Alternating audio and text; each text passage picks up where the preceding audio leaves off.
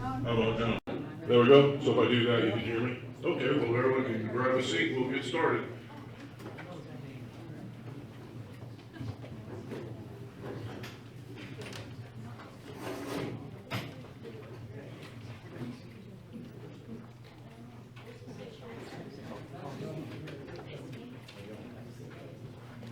All right.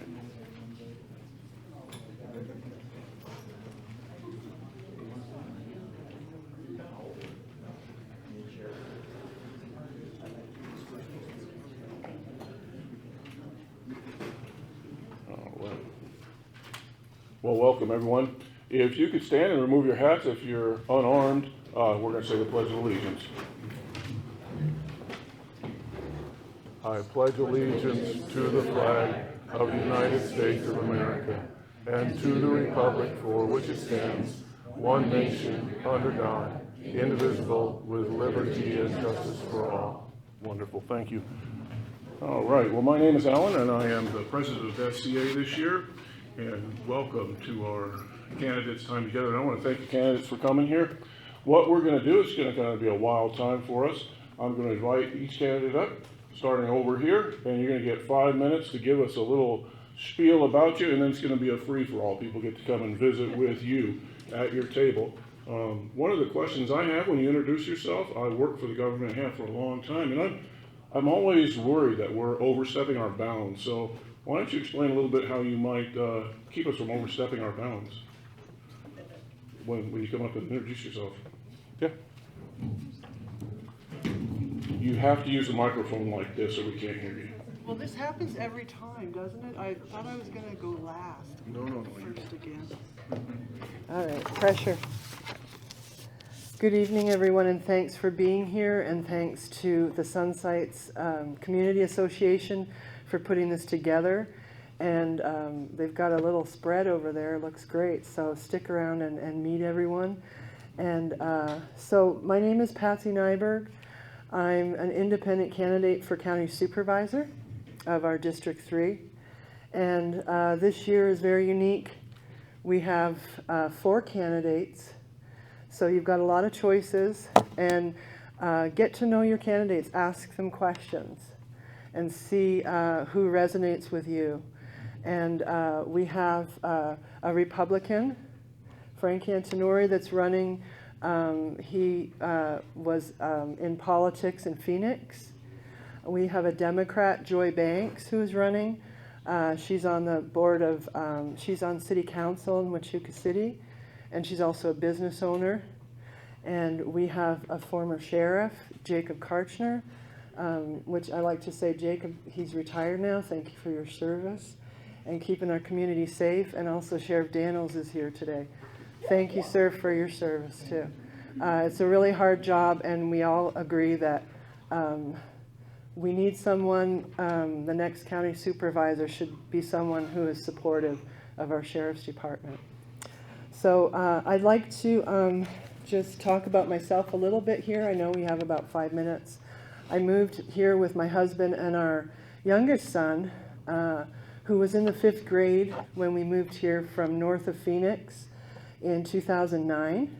I moved here to teach at Tombstone High School, and I've taught at a total of 6 districts in the county, high school, middle school, elementary school. I've taught it all. My favorite grade was probably 4th grade.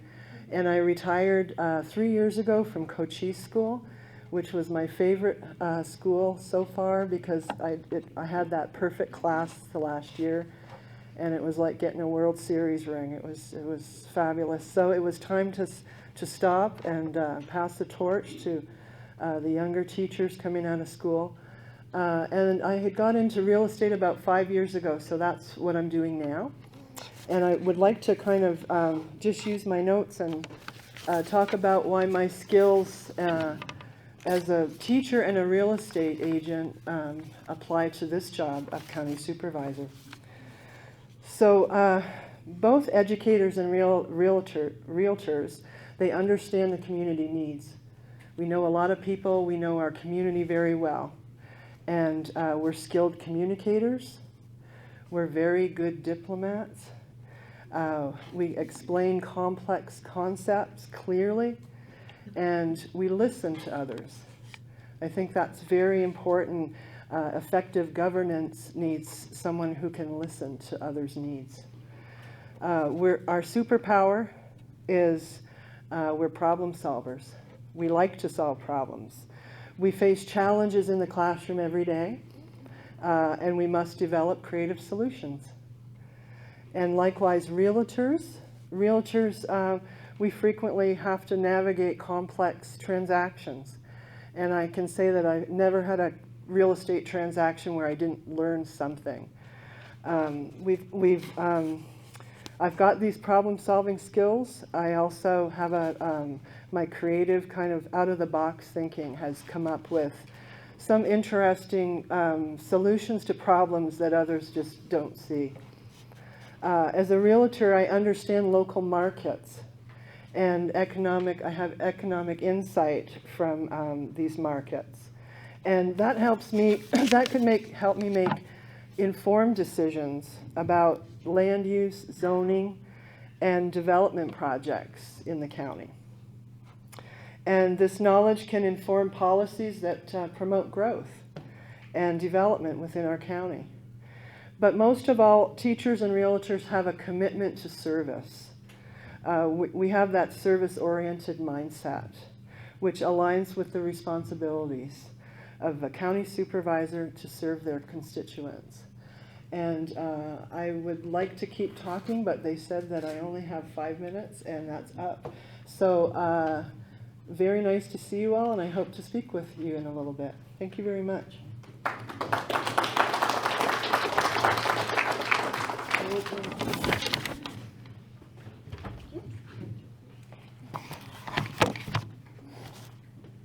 Thank you, everyone, for allowing us to come out here and speak tonight. These forums like this are really important because an educated voter is what really drives America. You'll notice I'm not a great public speaker. I am a lot better listener. If you're looking for a great public speaker, I'm sure you can find another candidate that probably speaks better than I do. But what I do is I'll bring you real-world experience on the issues that are facing Cochise County. I'm an independent candidate running for Board of Supervisors here in District 3. And I've been asked several times why I'm running as an independent, because I do have very strong conservative values. But the reason why I'm running as an independent is because I felt the need to more unify what's going on in the county and not be beholden to the partisan politics. A little history about myself.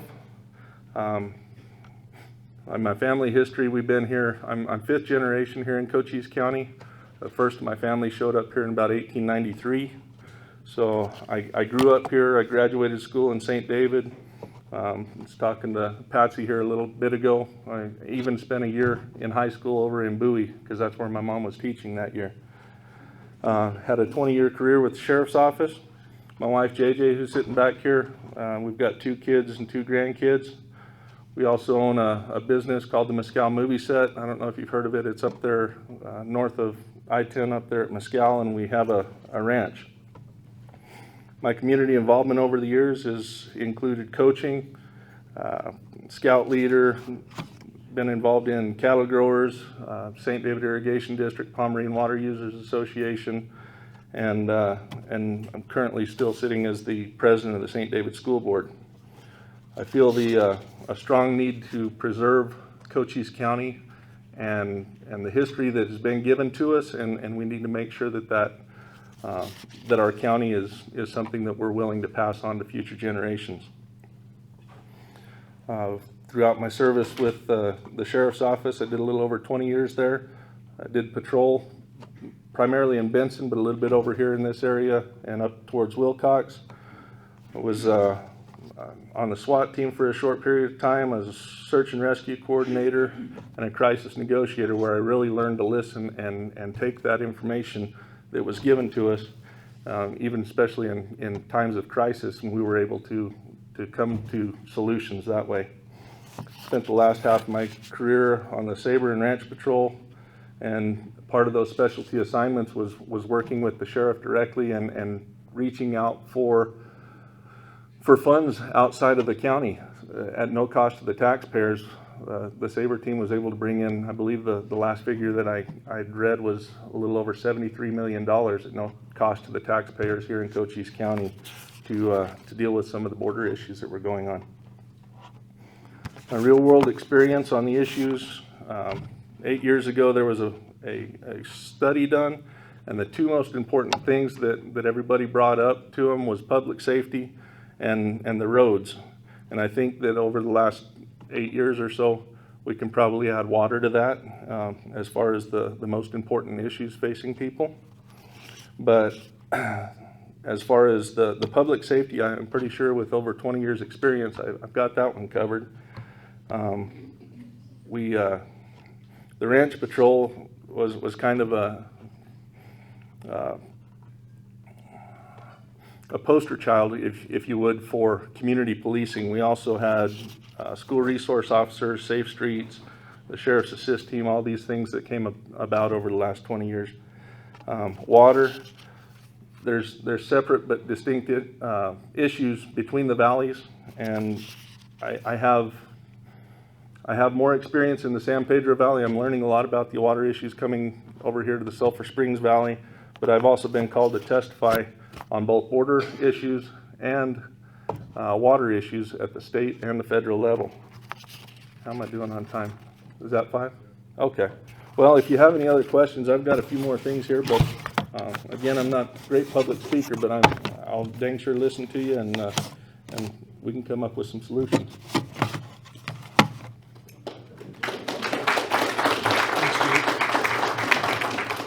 Good evening. I'm Frank Antonori. Again, thanks for inviting us out here to get a chance to speak with you guys.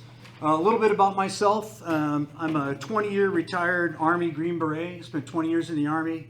I've got a little over 4 years in ground combat in 3 different wars. I got 2 Bronze Stars for Valor, one from Iraq and one from Afghanistan. When I retired from the military, I moved out here to Arizona. That was over 20 years ago with my wife and 2 young sons at the time. Now they're both grown and gone, and I got 1 son's working up in Mesa up at Caterpillar. I work for a large defense contractor. I'm not allowed to say the name because the company won't let me, but you can guess who that is, in Tucson. I'm a program director out there. I do development of missile programs for the Army, Marine Corps, and Special Operations community. I work with some of the smartest men and women, and thank God they're on our side that help develop these technologies to keep our warfighters safe. I got a pre-med degree with a minor in biology. I was actually a paramedic for 12 years, nationally registered paramedic for 12 years, and moonlit while I was in the Army. And then I got a master's degree in business with an emphasis in project management. So I'm a cost and schedule guy. My life is numbers, and that's basically my forte. I was also a state senator here, and I represented the western side of Cochise County, mostly the Huachuca City, Sierra Vista area, back when it was known as District 30 back then. And it was during the worst budget crisis in Arizona history, when we had a $3 billion budget deficit after the economy crashed, after the housing market crashed. And we had to go up to Phoenix and make some tough decisions. And some of those decisions were we cut state spending by 27%. To balance the budget, because unlike the federal government, Arizona can't print money. So we had to look deep and find ways to save money so that we didn't have to go to the taxpayers and raise taxes. I think the county should operate under the same mindset. The economy in Cochise County has been stagnant, just plain and simple, for 20-something plus years. But county government has doubled in spending, in size. And the working aspect, the percentage of employability in this county is only 40%. Let that sink in. Only 40% of the people in this county are actually working. Now, 26 are retired. They've already done their time working, and they're enjoying retirement. But the average county in this state has almost 60% employability, and we can't survive that way.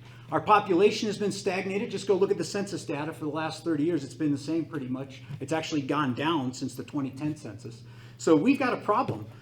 We don't have the tax base we used to have, but the county's raising your taxes. Did you guys all get your property tax bill? You got a 2.7% increase in property tax, and we just raised the sales tax 0.5%.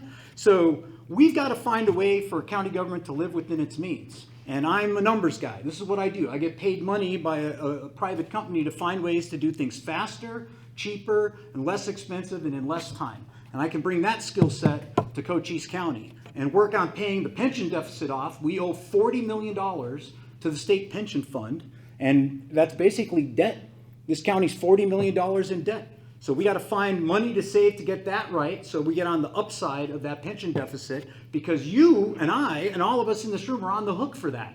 When we have all these county employees and deputies retire, when that scale tilts and there's more guys retired than generating revenue, the difference is made up by everybody in this room. So we got to fix that, because that money is supposed to be in an interest-bearing and investment account generating revenue for those people that are retiring.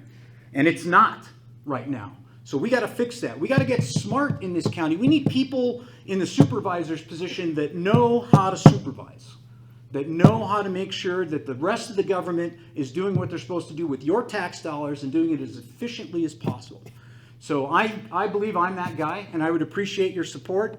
You can find I got a website, votefrfrank.com, but I look forward to you and hope that you can support me by voting for me on your mail-in ballot. And of course, on November 5th, if you're voting on Election Day. So thank you. Look forward to talking to all of y'all later on tonight. Thank you so much.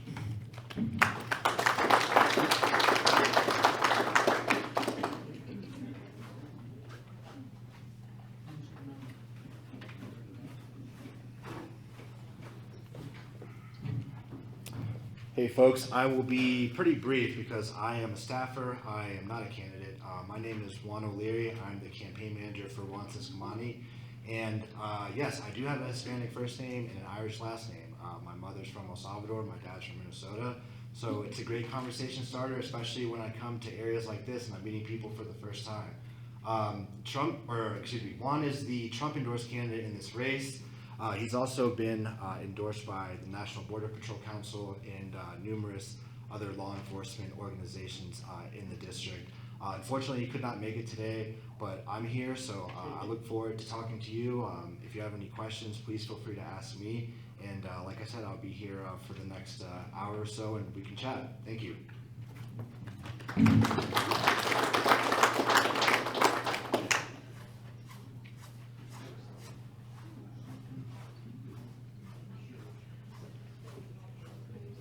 Good evening, everyone. Good to see everybody. And I remember 12 years ago, I sat in front of you and asked for your support with a vision in mind, and you gave that to me. And 12 years later, thank you again. I'm honored and humbled to stand in front of you again as your sheriff to continue doing what I do. And my authority rests in your public safety, your quality of life, your freedoms and liberties, and your justice to sustain that. And I feel very, very good over the last 12 years we have done that. We have become a household name in your homes, and trust and the transparency. I walked in tonight, so many of you have embraced me when I walked in, and thank you for that. I say this around the country in the fact that many sheriffs, many police chiefs are fighting scrutiny, they're fighting trust, they're fighting transparency. We're not here. We're not. But it took a lot of work to get here.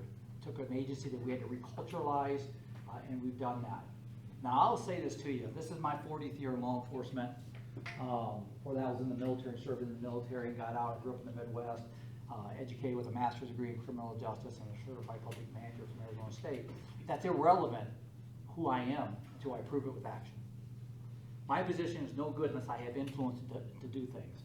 Whether it's bringing Trump here, some of you saw, Kamala Harris will be here tomorrow. That was an invite we put out too. Not saying you could like it, but the bottom line is she's coming tomorrow. But the bottom line is this: we have to talk to our elected leaders, state, local, and federal, whether we like them or not. And I have a lot of dislikes. I mean, we've gone through hell the last 3.5 years when it comes to this border. No matter where you stand on it, that's a reality. But I'll say this to you. I'll say it. We didn't sit back and complain about it. We didn't blame our fellow sheriffs or anything like that, even though there's a couple that have not engaged in this issue. We went out and sought answers, whether that be a border center that's state-of-the-art here in the county that cost you nothing. We have built 5 facilities in this county and remodeled it within, cost you nothing. We brought in like $130 million, guys, in the back of the room, of state and private funds to address issues here in the county. Now, in the last 4 years, because a statement was made that we are possibly or potentially overspending. Folks, we gave back $1.9 million over the last 4 years, and we didn't spend it. We're back to pay that. We have one supervisor in this county that has not supported my budget in 4 years. The reason I say that, ask those questions. Do you support your sheriff's office? From Tony in the back to all three of these right here, because these people that come out and say the sheriff's department's overspending, rubber stamping, whatever, that upsets us, it upsets my team, because these men and women are putting their lives on the line every night for you. And I'm so damn proud of what they've done. When I hear statements like that, it's upsetting. This list on the back is a list from bulletproof vests to cars. We had 50 cars in the last several years before Governor Ducey left office.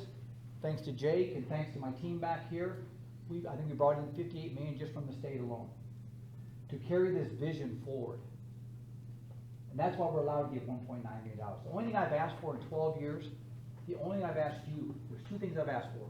One, to keep my talent, my men and women, employed here so they don't run off the DPS. Right now, they can walk into DPS for $10,000 more than what I started here. We're in the middle of the line sheriff's office. 83% of my budget is personnel, 7% is fleet, 8% is fleet, and 10% is operation. Now, if you can find fat in that budget, let's talk. As I told the candidates here, come look at my budget. It's a transparent budget. We get audited by the state every year, the board of supervisors, their finance director, and I have a business office within the sheriff's office. My point to you all is this: understand the facts. We can all share opinions. We all have them. But facts are different. Cochise County had 1,200 employees, maybe 12, 15, no, about 15 years ago. We're down to about 850 employees. The 30th largest landmass county. We haven't raised property taxes since 1993 until this year. Go look at your tax bill that Kathy Traywick just sent out to you. And look, we're the largest government agency in the county. Largest one. My tax bill, and I live over in the Hereford area, is just $900,000, I think it was. My fire district's 1,200. The Cochise College is right next to us. So before you start attacking us in the county that has done everything to be financially good stewards of your money, look at the ones around fire districts, and Sunsite's back here, don't pick on y'all, but look at those fire districts, look at those, the college, your schools. I mean, I'm not saying it in a mean way, but go look at them and then say, wow, Cochise College runs very efficient, very efficient. And the only thing I've asked for is talent, take care of my salaries, and we're about 50% when you look at the average of where we're at in the competitive market of sheriff's deputies. You can walk to Pinal County and make 7,000 to 10,000 more in Pinal County you can here. They're staying. When I turned over, we had double-digit turnovers. We're down to single digits now. I have 2 vacancies in my jail. The sheriff in the state's doing that. And I have 2 vacancies in patrol. The state of Arizona helps pay for a lot of my salaries, which is a pretty innovative program that we set up. And the last not least I've asked for is a jail. And let me say this about the jail. We were around this county to give educational talks as we spent 2 years, and I came to Sunsite. You all know that. Katie was on that board with us. Frank was on that board with us. They know exactly what we did on that. It cost you per year $40 to $67 max a year to have a quality of life jail. And with a border that's out of control, and just so you know, we booked 3,762 people in that jail in 31 months here. That's the men and women, this sheriff's office, your police departments, and your troopers doing the right thing for you. Take away the jail, and where do I put them, folks? Where do I put them? So again, all I ask you is this: ask your candidates, Joni in the back, I know she's running too, all your candidates, ask Lori. Ask Lori what we're doing. Ask Scott that's running too. Is that a priority? And if you're not going to support it, are you going to defund it? Because the facts speak. And each one of you want to know anything about our budget, you call me, I'll have you sit on my business manager, you go through every line, and you tell me where there's fat. I get very defensive on that because the people in the back of the room, my chief, one of my commanders, Jake was part of that team, and so many of you helped me do this. To say we're overspending or we got fat in our budget, you find that fat. I wouldn't have found it from grants. Less than 1% of my grants are federal funded grants. I get nothing from the federal government.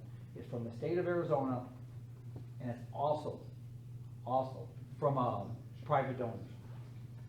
So with that said, I'm honored, I truly am. We're going to continue the fight. We're not changing it, no matter who gets elected around us. My team will always do what's legally right, not based on opinions, not based on sensation or political will. I love to work with our partners all the way through, local, state, and federal. That's an obligation we all have to protect you all. Thank you all very much.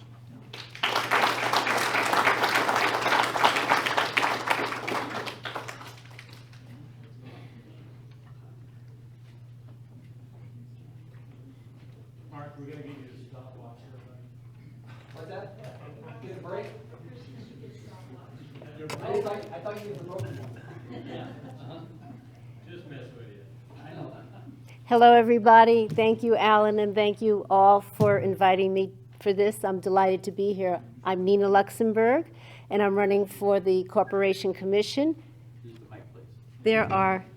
There are 3 seats open, and I'd like to be one of your choices. I'm endorsed by the Green Party. We are a people-powered party. We put people, planet, and peace over profit. I have a lot of concerns, and I complained at the dinner table, and I finally said, you know, I have to go public. It's my first run in public office, and that's what led me to run. I'm going to give you a few of my concerns today within 5 minutes, and I'd like to hear your concerns later, and that's why I'm here. I'm running a conflict of interest-free, donation-free campaign, because it liberates me, because that way I can tell you like it is, and I can stand up for the public. So, one of my concerns, groundwater shortage. But the commission has allowed a foreign mining company to do exploratory drilling in the pristine Santa Rita Mountains. And they're going right across the ephemeral washes. It's affecting the water coming down into the streams and into the Santa Cruz. And just last month, the Arizona Department of Environmental Quality issued them a water permit. They estimate they're going to use 4.1 billion gallons of water annually. That's equal to the usage of 41,000 households. And you know what? Based on a mining law that's out of date, but from the 1800s and still being used, they don't pay a dime for that water, and they have unlimited use of it. I'm also concerned about environmental and ecological impact of the utility companies. I believe we need to transition to clean energy. Right now, the portfolio is 70% coal, natural, I like to call it fossil gas, and nuclear, and 30% solar and wind. We need to move on to 100% renewable with a combination of solar, wind, and geothermal. We're lucky we're in Arizona because we do have land where the Earth's core is fairly close to the surface. So that makes geothermal a possibility for us to do as we put enough money into development and research.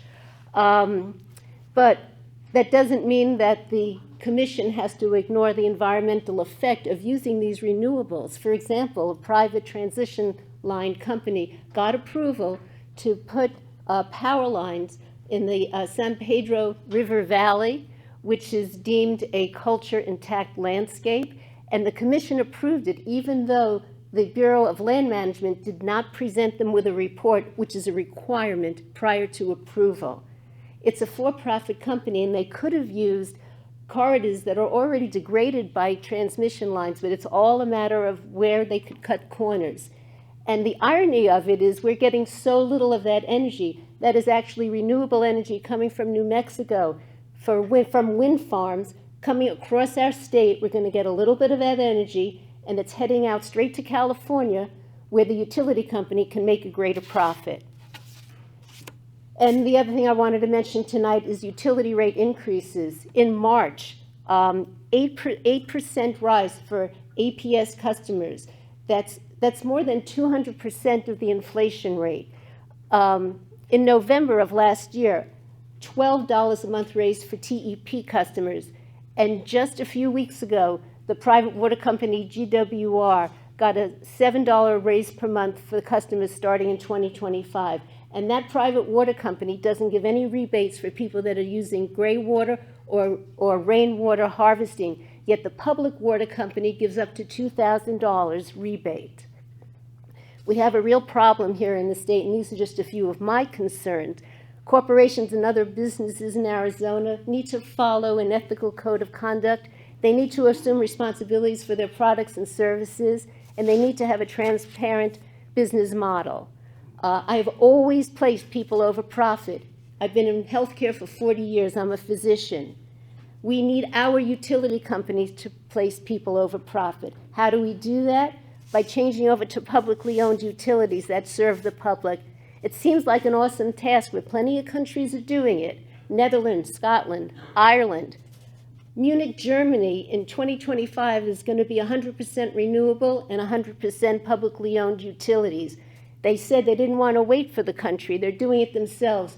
There are about 100 cities in France that are doing the same. We need to get on board with that. In conclusion, I feel that my science background, my analytical skills, and my moral compass will allow me to serve you well on the commission. I want to help Arizona have a clean energy future, but while safeguarding our health, our safety, and our economic security for you, your family, and for all of our communities. I thank you.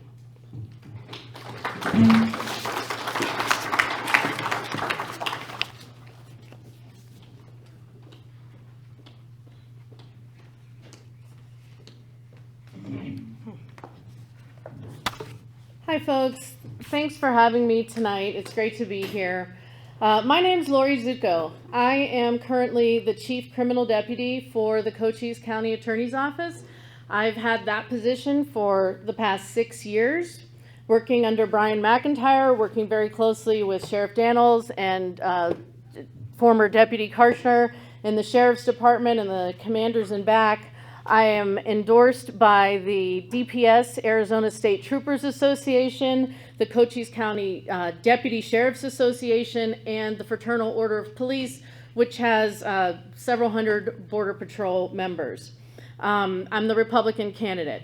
A little bit about my background. I've been practicing law for 28 years. I graduated from University of Arizona College of Law in 1996. I have been a prosecutor for 20 years.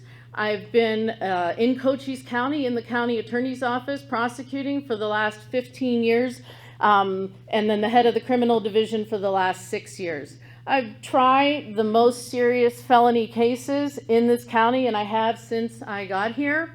I was the lead prosecutor on the Mustang Corners homicide, where the 16-year-old came down to our community to run UDAs for the cartel and killed Wanda Satoski on her 65th birthday. And that gentleman, he pled guilty the second day of trial to first-degree murder. 16 years old, but he's going to do 25 years at least before he's eligible for parole. I prosecuted the man who did the attempted murder stabbing up in Cochise Stronghold a few years ago, Mr. Benali. He stabbed Johnny Shaver 9 times and left him for dead. God bless Johnny Shaver. Got down that hill and got to safety. A couple that was camping was able to call 911 and get him help. And Mr. Benali, I did a trial in that case, and he's doing 44 years. I also prosecuted a homicide thank you. I also prosecuted a homicide from just last year. Another man came down here from Seattle, again with this border crisis, working for the cartel, and it was the second day in a row picking up UDAs, and he was just avoiding that checkpoint that I just went through driving up here from Bisbee.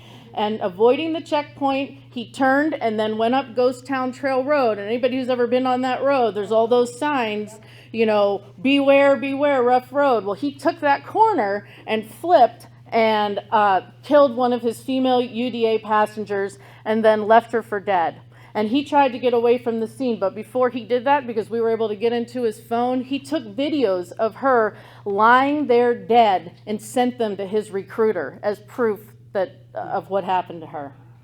And so he pled guilty to second-degree murder with an enhancement for committing it during a human smuggling event, and he's doing 19 and a half years. And he wasn't even being chased by law enforcement. So we have been so tough on border crimes, working in partnership with the sheriff and Operation Safe Streets. We're one of the, if not the only agency in the county that's prosecuting the new human smuggling 132323. And since we started keeping border stats in 2022, we prosecuted 303 failures to yield, you know, those flights that are all through our county where we have to do the spike strips, and 155 human smuggling cases that year, and that law only came into effect in September. In 2023, our failure to yield numbers was 309 cases that we prosecuted, and we prosecuted 437 people for human smuggling, the 13-23-23.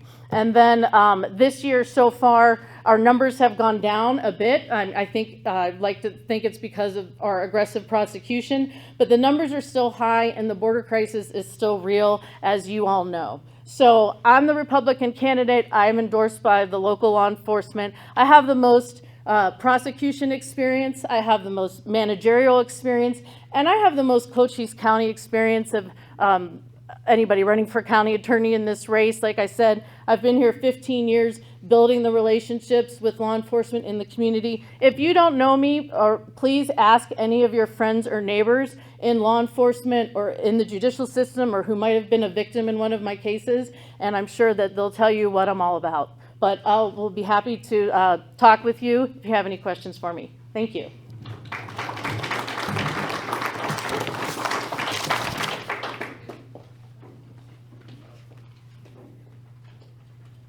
So my name's Scott Eckstein. I'm running for county attorney as well.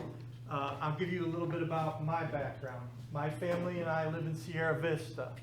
My wife is a teacher. Our two boys go to high school and to middle school. I've also coached both their basketball teams. In fact, I had coached 2 teams last winter, which is tougher than anything that has to do with meeting people and getting out here and talking to people. I can assure you, anybody that's coached understands that.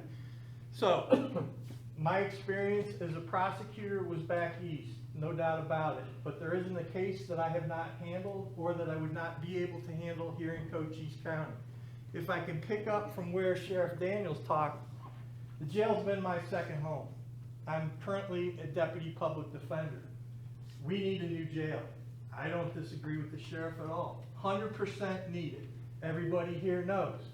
I also agree with the sheriff that there are issues at the border that we must deal with. My family lives here. My wife drives the same roads that your wives, your husbands, your loved ones drive. When Sheriff Daniels and his officers, or Sierra Vista, or Bisbee, or Douglas is involved in a high-speed pursuit, my wife's life's at risk, just like your family's lives are at risk. So there is no question that we have issues. And to that end, my position is we're not being strong enough. I know I have to take off my defense jacket for a second to talk to you, but this issue has not stopped, has not slowed down. Sheriff Daniels talks all the time about these high-speed pursuits.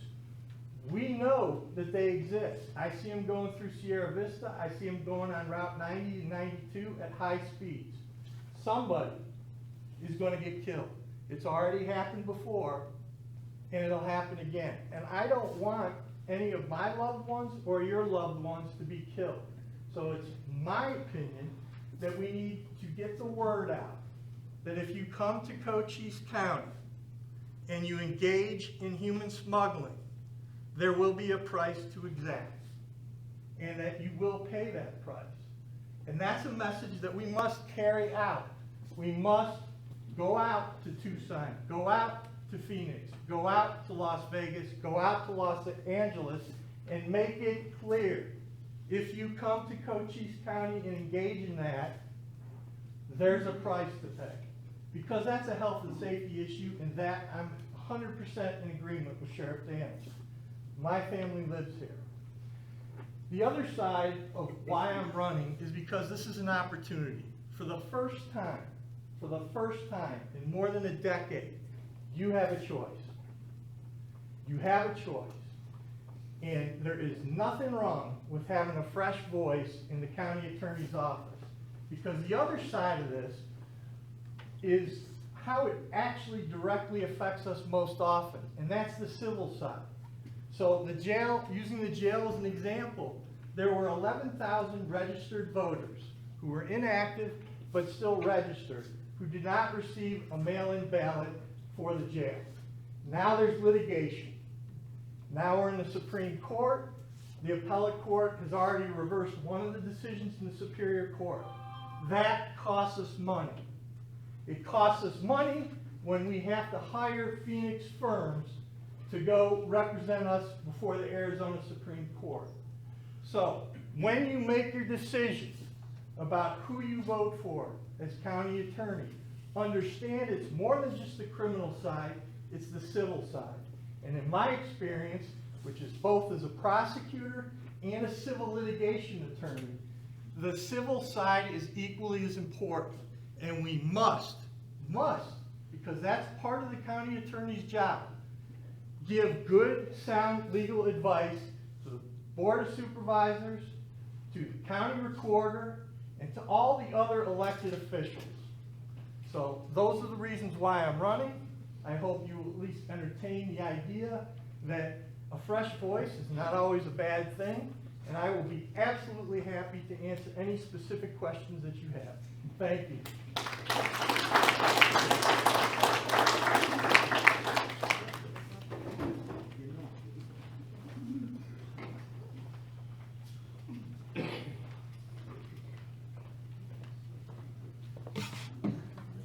Thank you, candidates. Is this on? No. There you go. Thank you, candidates. And Sheriff, for doing that, give us a little bit about you. We appreciate it. So now, after you go back there and get some food, you can go around and talk to the different people running for office, right? And I want them to go get some too as well. Thank you.